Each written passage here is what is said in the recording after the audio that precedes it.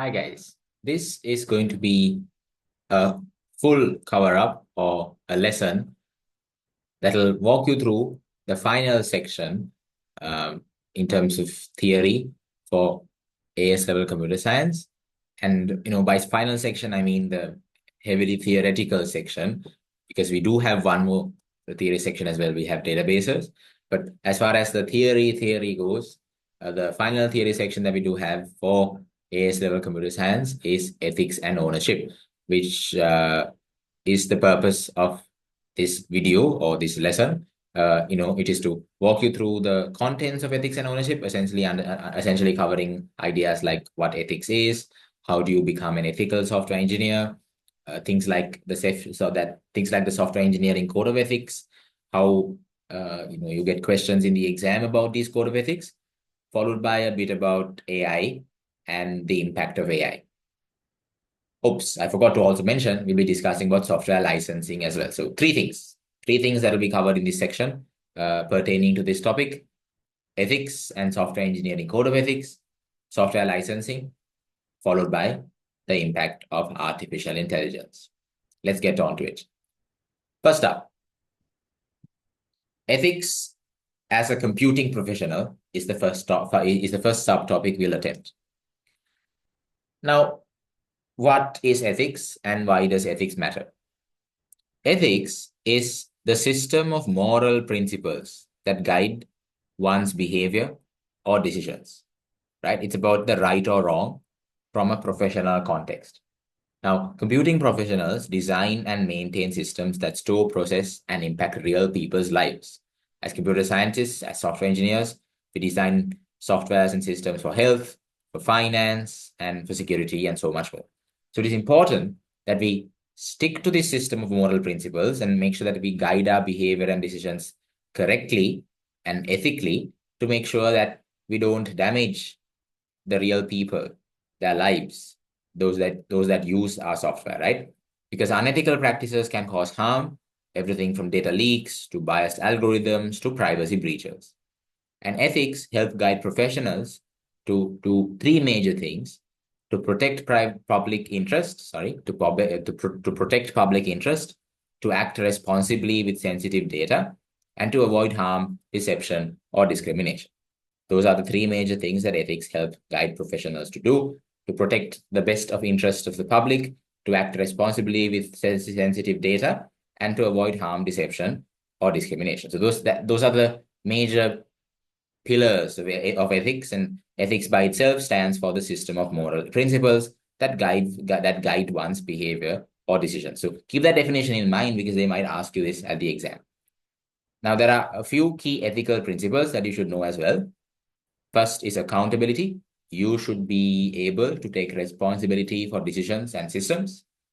You should be transparent, clear about how systems behave and make decisions. You should be fair. You should avoid bias and discrimination in artificial intelligence and data systems. And you should be secure. You should ensure that your systems are secure and private, in such a way that you can safeguard the user's data and trust. What are ethical bodies? Now, having discussed about ethics and what ethical principles are, we need to have organizations that can help us establish what's right and what's wrong, that can help us establish ethics. And those organizations are referred to as ethical bodies.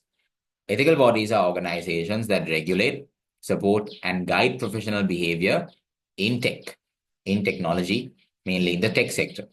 And two very profound organizations that serve as ethical bodies is the BCS, which stands for the British Computer Society, and the IEEE, which stands for the International.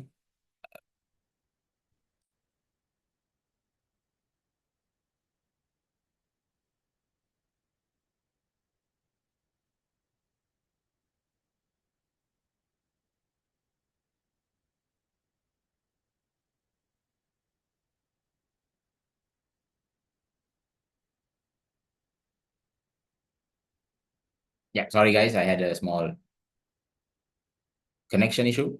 Moving on, it stands for the International Electrical and Electronic Engineers Association. So that's the idea. The ethical bodies that we have that we discuss in our syllabus include the BCS and the IEEE, the British Computer Society, and the International Electrical and Electronic Engineers Association, or the group of engineers that established the IEEE. Now, these ethical bodies provide codes of conduct, training and resources, and recognition in terms of their members, right? They ensure that the members undergo and follow a code of conduct, that they receive training and resources for their technical work, and they also receive recognition for their technical work. They receive something called chartered status, and they also receive certifications. Now, the BCS Code of Conduct is one ethical guideline that is provided by the BCS, which is one of the two ethical bodies that we discussed about. BCS is a UK-based professional body, and as any ethical body, the BCS promotes ethical IT practices. CPD stands for Continuous Professional Development.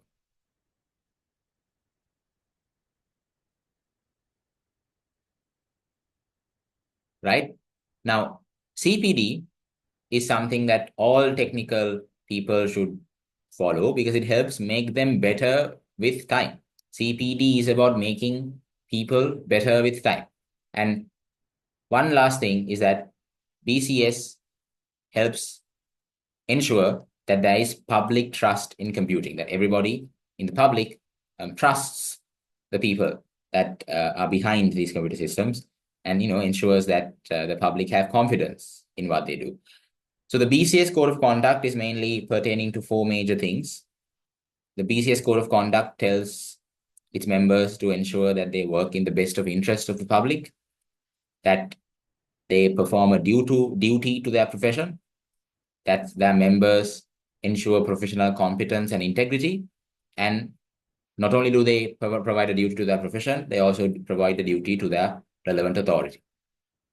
Right, so that's about the four major things that help ensure the BCS Code of Conduct. And these are the things that the BCS members should ensure to be part of BCS, that they work, in the best of interest of the public, that they do their duty to the profession, do their duty to relevant authority, and make sure that they work in utmost professional competence and integrity. That's the BCS Code of Conduct. So that's one ethical guideline. The other ethical guideline that's most relevant to your syllabus is the ACM, or the IEEE Software Engineering Code of Ethics or Code of Conduct. Now, let's discuss what this Code of Conduct is. This is very important. You need to remember this. First, the first clause of this Code of Conduct is public. You should act in the best of public interest, ensuring safety, reliability, and security of your software. That's the first Code of Conduct as part of the IEEE Software Engineering Code of Conduct. Next, client and employee. You should act in the best interest of your client and employer within ethical boundaries. That's to make sure that you work in accordance with the instructions given to you by your client or by your employer, but as long as it's not unethical, right? If they ask you to make a software that's helping them steal money from the company, for example, that's in direct violation of this clause.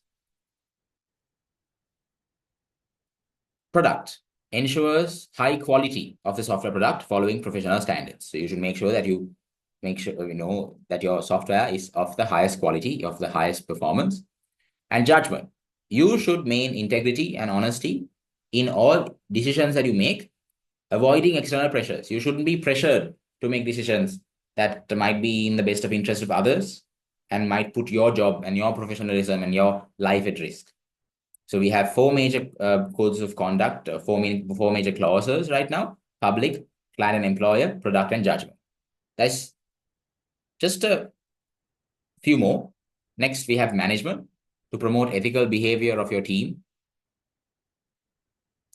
fairly assigning roles to qualified people. So management is about making sure that your team works ethically, and you have to fairly, without prejudice, assign roles to qualified people in your team. Profession means you should work towards advancing the integrity and reputation of the software engineering profession as a whole, not just you, not just your company, but the software engineering profession.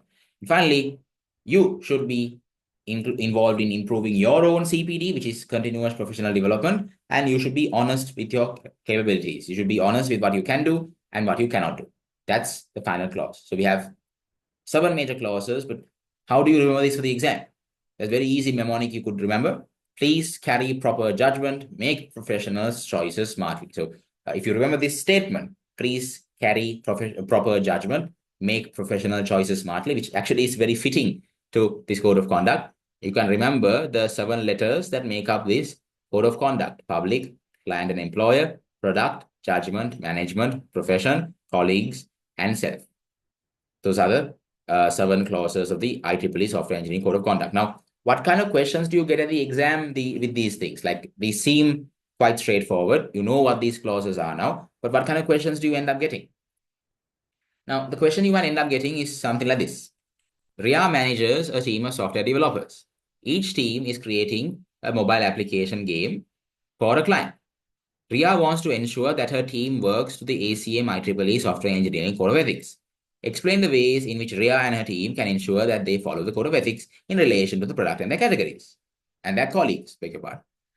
Okay, so how exactly do we ensure this? First, we have product. What's product about? How does RIA and her team ensure that they follow the Code of Ethics in terms of product? Now, what do we discuss about product? Product is about making sure that they deliver the best performance and the best quality of product, right? So if you were to write an answer for this, you could say, ensure that the product is of high standard, ensure the product meets the requirements, ensure the product is delivered within time, and ensure the product is delivered within budget. Those are the 4 things you'd mention that can uphold the IEEE Software Engineering Code of Ethics with respect to product. What about colleagues? Colleagues is about making sure that everybody is competent, everybody is given fair chance at being part of the team, and then everybody is supported, everybody is listened to, everybody's opinions is paid attention to, essentially making sure that all the colleagues are supported in the development process. So what you could write in terms of colleagues is you need to be fair and not show any prejudices. You should be supportive of your colleagues. You should work together as a team, and you should listen to others' ideas. That's that. So these are the kinds of questions you can get. But there's another variant of a question you can get, where they give you a bunch of things that people do, and you're supposed to determine whether this is unethical or ethical. First up, let's see. To save time, Paul fakes test results when testing the bank security software. Let's assume that Paul is building a bank security software and he's faking test results to save time. That's definitely unethical, isn't it? Paul uses the software developed in his day job to help write some of the game software routines. What does this mean? Now, Paul is a person that is part of a bank or a development team that's responsible for building bank security software. And he's saying that he's using whatever developed during his day job to help build his own game software. That's unethical. You can't be using whatever you build or develop during work to build your own software, right? That's unethical as well. Then he says, to allow concentrating on his game software, Paul has frequently turned down job opportunities in his day job. And that's fine. I mean, there's nothing wrong with turning down job opportunities in his day job. Of course, he is planning on making sure that he focuses on his own professional development and his self. So frankly, if he turns down opportunities, he is not in breach of any of these clauses. He's just focusing on what's right. And as a result, by extension, he's helping make sure that he's not under-delivering at his day job, right? Because under-delivering is a violation of product. So making sure that he concentrates on his game software is actually ethical. There's nothing wrong with concentrating on his game software and frequently turning down job opportunities at his day job, because frankly, that's his choice and there's nothing wrong with doing that. To make game software more realistic, Paul uses password protection code used in the bank security software. That's bad. You can't be using code that you wrote at work for building code that you write at home. Personal projects cannot be tampered with or adjusted based on your professional projects, the ones that you do at work. That's breach of a lot of problems. It's a breach of a lot of clauses. So the answers are as follows.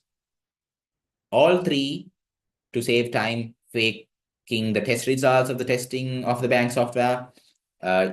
Paul using software developed during day job to write some of the game's software routines, using some of the game software, using the password protection code, using the bank security software to make the game software more realistic. So essentially, this, and this, all about copying software from work to his game software and to faking test results, right? All of this stuff is all unethical, but Paul concentrating on his game software and as a result turning down job opportunities at work is ethical. That's not a problem. So those are the kinds of questions you can get at the exam for this kind of topic. Then we discuss about copyright and software licensing, which is the next topic. Copyright legislation protects creators' ownership of original work. Copyright is about protecting creators' ownership, and this could include code, music, art, etc. Any form of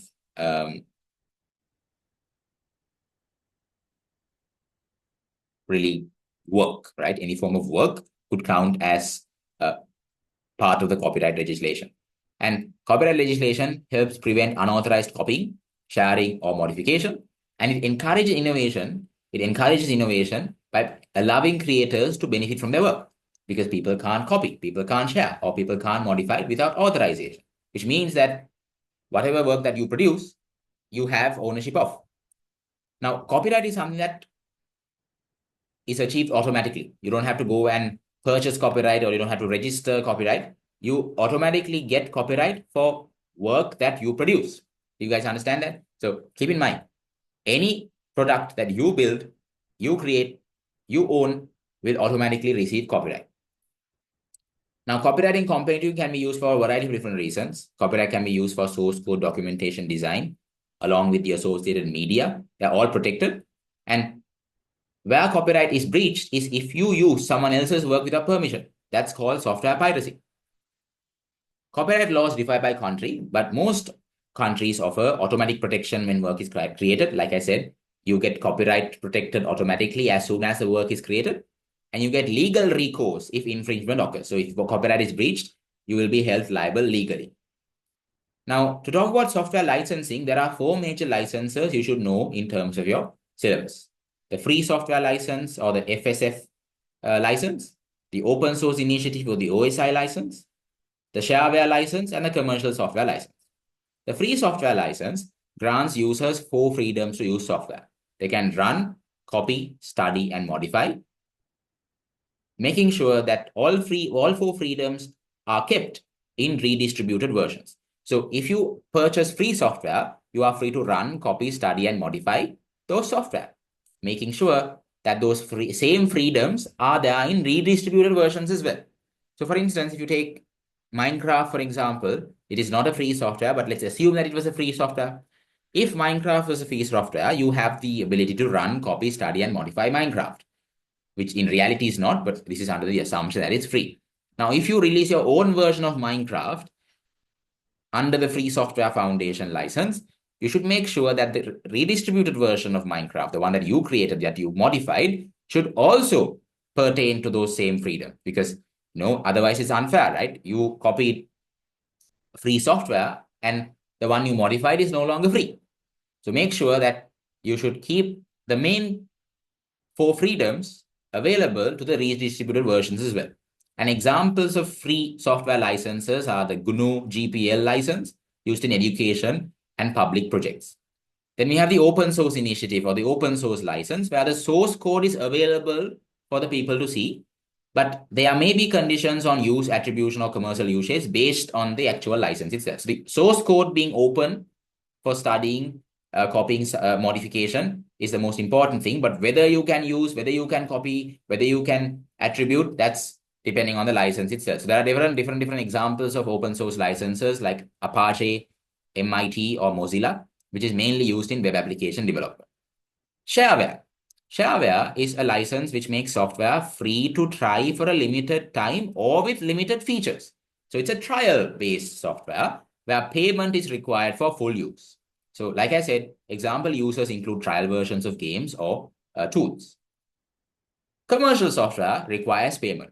Source code is closed, so you cannot modify, copy, or study the code. It requires payment to purchase. You get a license for it, and the source code is not open to use. It's not open to see. And it's protected by EULAs, which are end user license agreements. Example uses of commercial software include Microsoft's Office packages and Adobe products. Now, choosing the right license is also important. There are four major licenses, right? Open source licenses are best for collaboration and transparency. Free software licenses are best for when user freedom is a priority. Shareware licenses are useful for personal promotions or for small teams, whereas commercial licenses are suitable when strong intellectual property